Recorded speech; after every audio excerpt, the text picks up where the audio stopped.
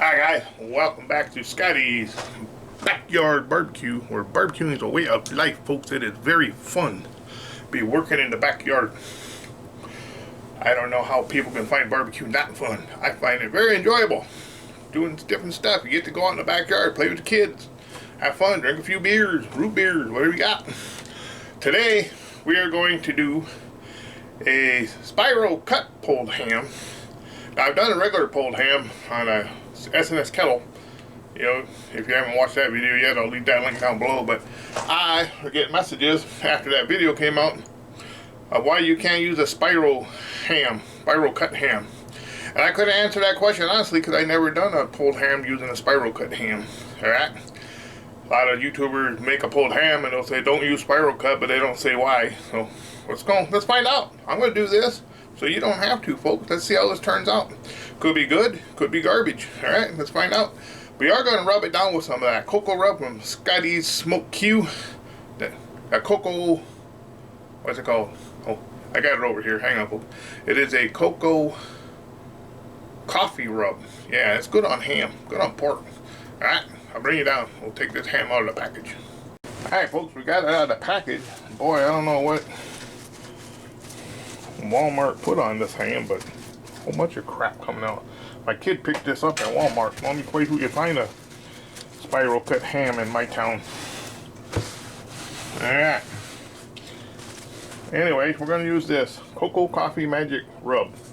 Alright. It's very good on pork. Coffee rub's always good on ham.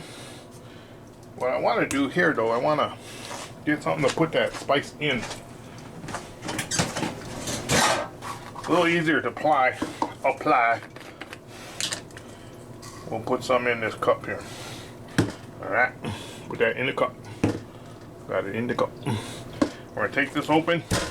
What you want to do is open every one of these up, put rub in there. I'm not gonna bore you with the whole process, but maybe I'll fast forward it for you.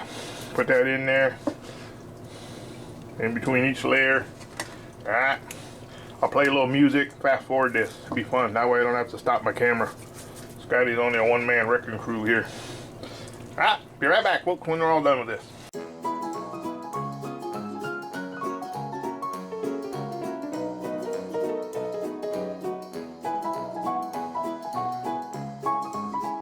Alright, folks, there it is.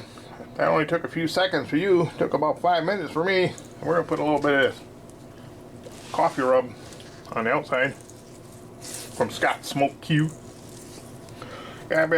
He's been nice enough to send me some products to try out for you guys. I told him I do a couple videos for free. I'm not collecting any money from him. Just a few products. I love coffee rub of any kind on the ham. I usually use the Traeger. So I'm going to try this. Alright. Now, since ham's already cooked, you basically just have to warm it up. So what we're going to do is we're going to warm it up. We'll get to an internal temperature about 165 or so. And we're going to put it on this pan. Catch any drippings that come off. Alright. We get a little bit more on the back side here. Okay.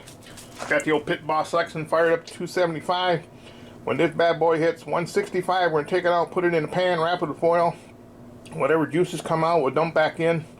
And then we'll let it ride till over 200. Alright, be right back, folks. Alright, guys, got it fired up. I'm using Bear Mountain Bourbon Pecan. I use a lot of Bear Mountain pellets now. They're sold at my local Walmart. Sometimes I'll use Lumberjack, but that's a longer drive. Anyways, we'll let this go until it hits 165. Alright, I don't know how long that'll take. I'll let you know though. See you soon. Alright guys, apologize for the wind noise. Let's see how this ham's doing. Oh, looking pretty good. Alright, we're only at 69. It's only been an hour, folks. Let's turn this around. Oh, hot. That's rendering out good, folks. Check it out. Alright. Check back another hour, folks. Alright, guys. Let's see how we're doing after 3 hours. Wow, look at that color with that coffee rub. We get stuff rendered out pretty good. I'm about ready to wrap. It's hard to get a good temperature reading. There's no really solid muscle. Yeah, 140 there. Look at the juice coming out, I think, folks. 135. rotate it around, folks. No gloves. Woo! Woo! Hot, there you go. Hot potato. There we go. Still rocking 300 or 275, folks. We'll be back a little bit, then we'll wrap her up. Alright guys, check it out. Oh, that thing's beautiful. That's rendered out really good. Beautiful color. Now we're going to take it out and wrap it up, folks. I got me a pan. Got me some gloves this time. Woo-wee. Got the pan. Now we can take the juicy stuff. Ow! That's hot, folks. Alright. Try it again. The juicy stuff. We're going to pour that into the pan, folks. Without burning my fingers. Woo! Here we go. Careful, Scott.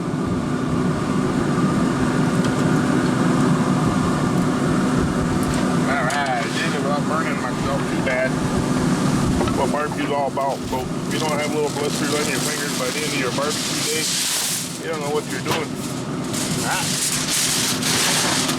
cover this up nice and tight. Good old Reynolds wrap. Pro tip right here, folks. Leave enough to pull it off. I had to teach Tommy from the backyard barbecue that trick. He's always tight ass on his foil. There we go. Back in there, I don't know, a couple hours. We'll check it. Right guys, there it is. It went over 200 degrees. Spiral cut ham. Boy, it rendered off a lot of stuff, folks. I got all that in my fat separator. Note to myself, when using a fat separator, do not push the button while filling it. It comes out on the floor. Alright, I'm going to pull this all apart. Looks good. Got a hell of a bark on her though, folks. See if we can get that, boy, the smell coming off this thing is amazing right now, folks. It didn't really pull. We're not really at a pullable stage, folks. Like I say, I took it over to 207 degrees. Maybe that's why you cannot use a spiral cut ham for pulled pork. Maybe I should have went to, now the bottom part's a little more full. That's why Scotty does these experiments. So you don't have to, folks. And we get this bone out of there. Now this isn't exactly a pullable part ham. Parts of it is. I guess I could have went a little longer, but I figured 207 was enough. It's doable, maybe.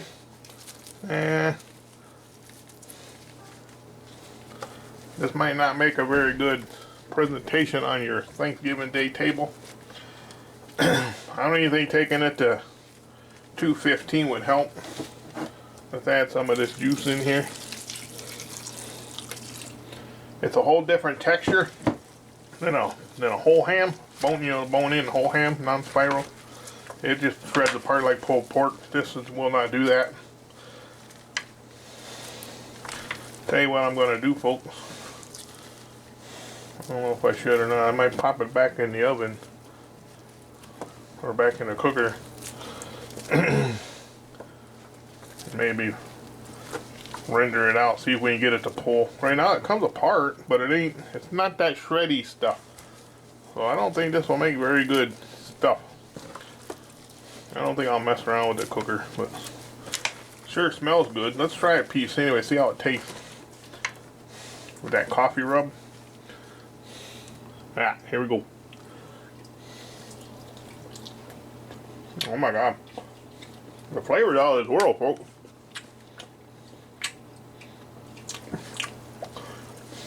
That coffee rub's insane. It's got some sweet heat.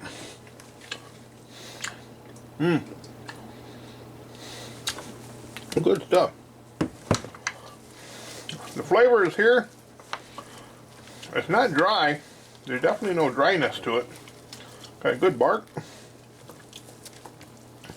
It's just not pullable. I'm debating if I should put it back in the cooker for another hour You know, I said it was 207 when I pulled it.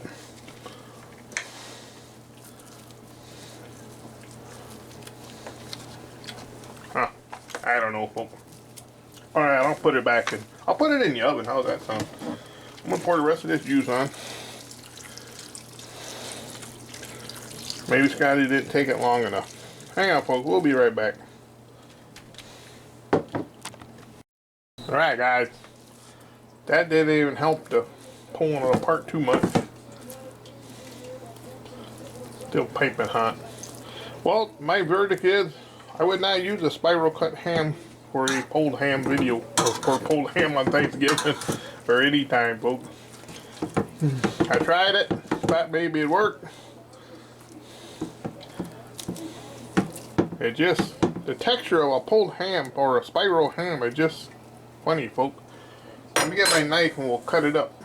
I gotta make these into some type of a slider for the grandson today. So. But let's take some out with the juices. This is hot, folks. Hot. Everything got hot, folks. Alright, there we go. We're gonna pour a little juicy on it. There we go.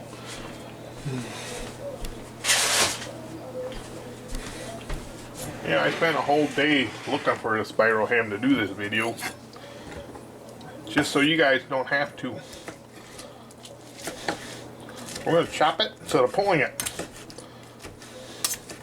It's not dry though. A lot of people say it'll dry out, but it's not really dry. I mean, a ton of juice came out of it. I do these videos so you people don't have to, see?